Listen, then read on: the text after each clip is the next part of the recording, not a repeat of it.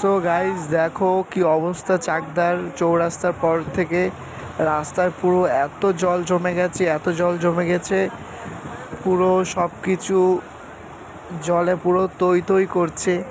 আর দোকানের মধ্যে পর্যন্ত জল উঠে গেছে এবং এসব গাড়ি যাতায়াত করতে পারছে না, খুবই অসুবিধা হচ্ছে। আর সামনে দেখো যেসব অটো রয়েছে, অটোর চাকাগুলো তো হাফ পুরো বুড়ে গেছে।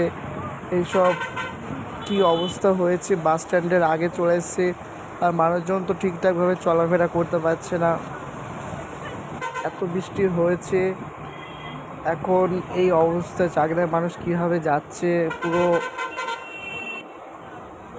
অবস্থা দেখা। বাস স্ট্যান্ডে ঢুকে গেছে বাস স্ট্যান্ডের অবস্থা দেখো। এ দেখো বাস এখানে দাঁড়াবে, মানুষদের নামবে, বাস থেকে নামতে পর্যন্ত পারে।